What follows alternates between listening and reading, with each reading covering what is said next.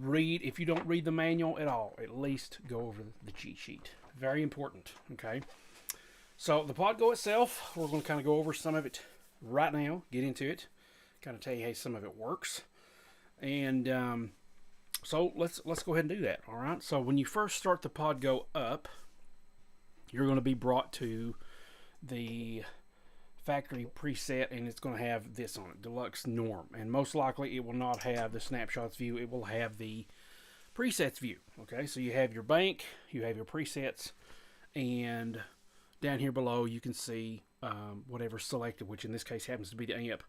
You can kind of see the knobs there, and I'll kind of ignore those for now. So we have some videos of here, and let me make sure, I don't think my focus is working properly. Let me adjust my focus, and I think I might be able to fix my camera angle as well. Nope, let's see. Let's see if we can fix this. There we go. All right, now. Okay, so we have here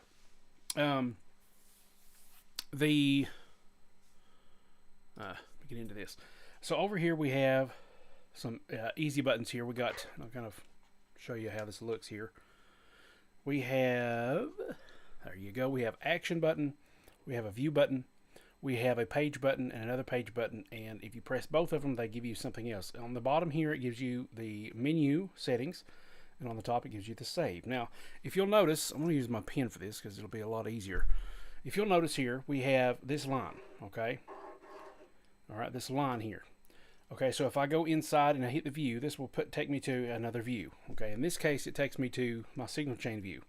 Alright, so everything, I keep hitting my mic here, everything above this line is controlled by these buttons. Everything below this line is controlled by these buttons. These two knobs here turn, and you can push them in. The same thing with these. You can turn those and push them in. These are assigned to these bottom parameters here, okay? So, for example, we can turn this and select what it is we want to tweak or change, okay? Let's say I wanted to put the reverb at the end of the chain. So what I'm going to do is I'm going to click Action, and that picks it up. You have some options down here as well, but what we're going to do is for now we're going to take this and move it. Notice there's two arrows that appear here, and this is not touchscreen. I was trying to be careful not to touch it, but thankfully it's not touchscreen. So once you have it, you just move it wherever you want it. Let's just say we want it at the end of the signal chain, and we click Action, and it drops it and deposits it there. Okay. All right. So the other thing we can do is I can go over to, let's just say there's my input. I can, there's a gate that's over here. I can engage that if I need to. Also, there's an output that you can kind of change things with. So this is kind of a select button, okay? And if I click this button, it bypasses or turns it on, okay? So let's say I want that optical trim on. I can take that off. Fine, whatever, all right? So let's go to the bottom here, all right? Let me go back to my amp. On the bottom, you can see there's three dots here, and with several effects and amps, you're going to have these pages.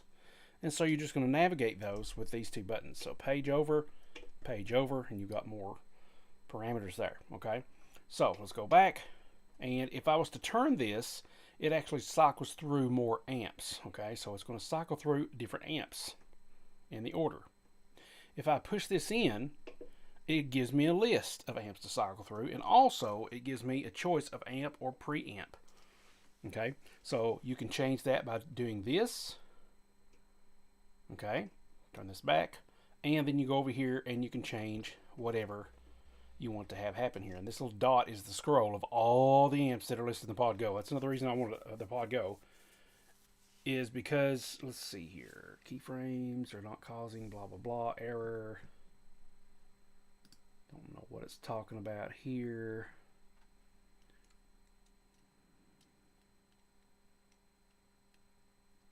Okay, whatever. Poor stream is healthy. Status is poor.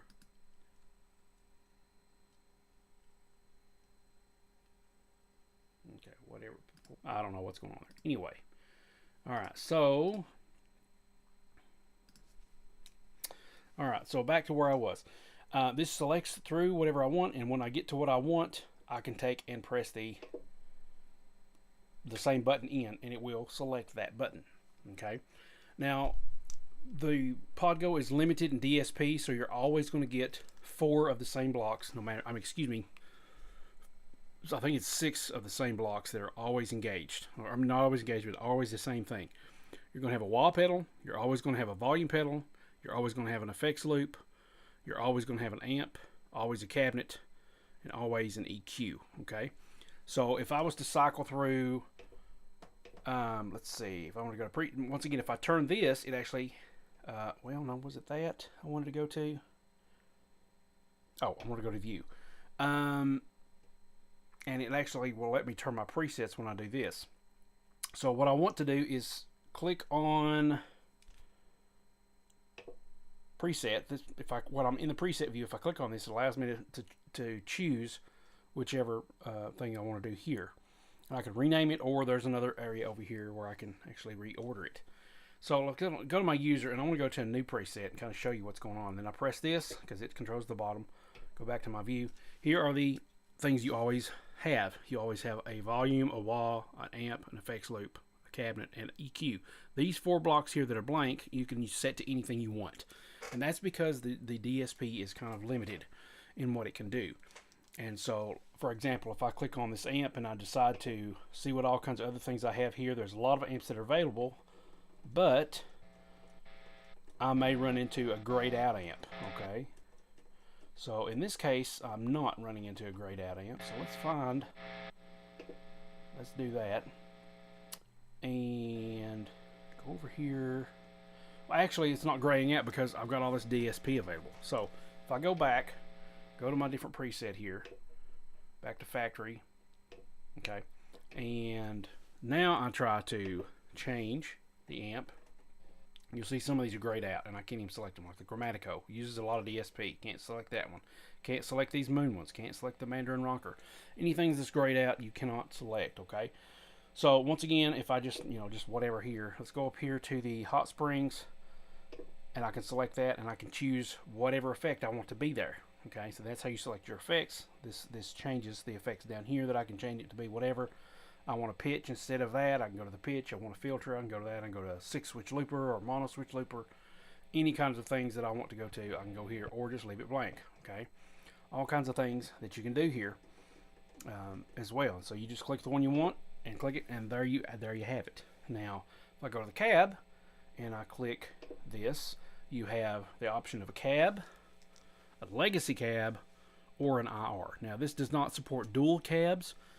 But the ways around that is that when you want to change the tone of an amp, you can easily engage your snapshot to change the parameters of the mic or the cab distance, or the mic distance from the cab is what I meant to say, or the mic angle, or the mic position. Any of that stuff you can change if you have issues, if you want a different sound, and don't have to worry about dual cabs. So you can load a bunch of IRs. I think it's, how many IRs you got?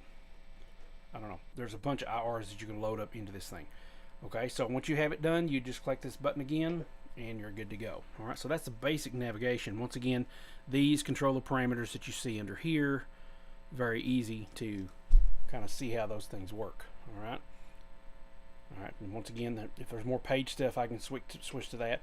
And if I wanted to save it, I would just click both of these buttons, tell it to save here. I can tell it which characters to switch. This is the actual characters, and where I want it to end up at, which factory destination set list I want it to end up. If I want it to be on factory, or if I want it to be on user, and then I can tell it what's the destination here. Okay. All right. So, and then you would just save that. Well, I'm going to cancel that and back out of it, and I just push that button. Okay. So what else is next? Here's the settings button. So if I click that, you can get to your bypass control menu, and you'll see this in the menu. If you read it, you're like, what in the world is that menu?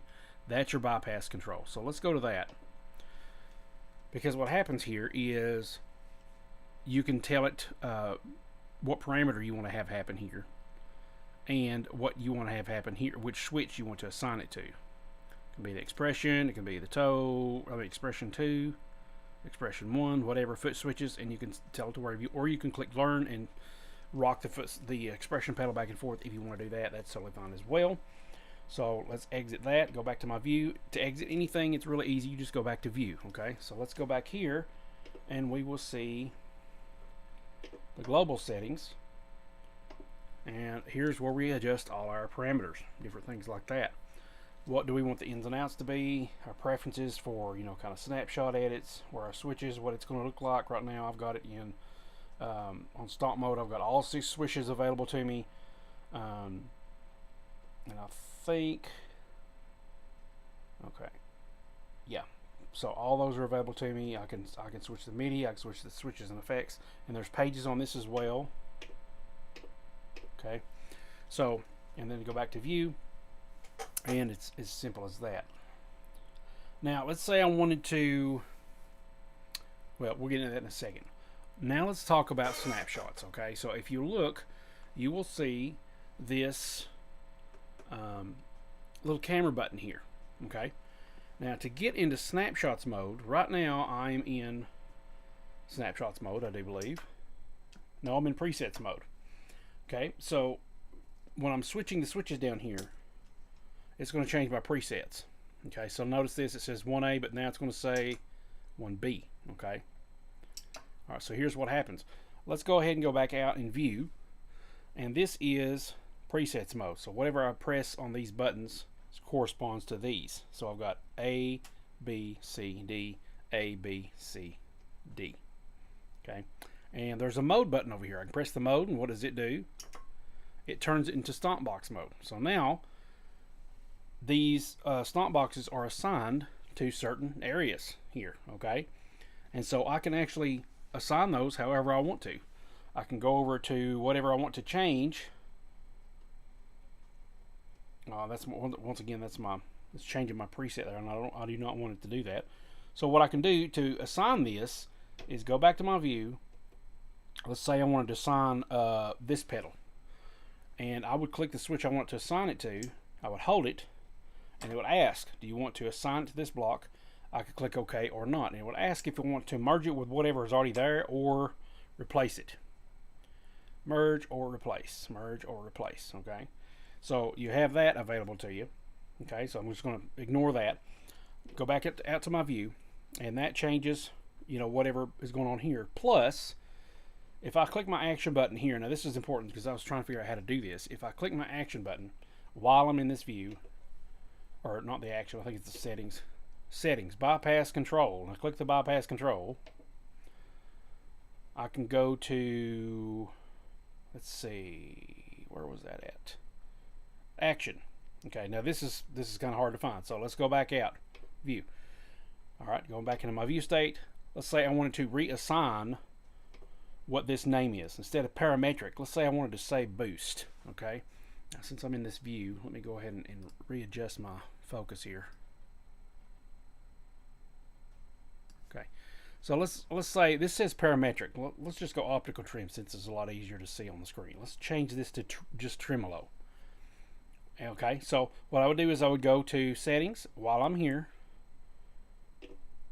go to bypass control, and now while I'm here I will click action, and this allows me to clear assign, clear all assigns, or customize.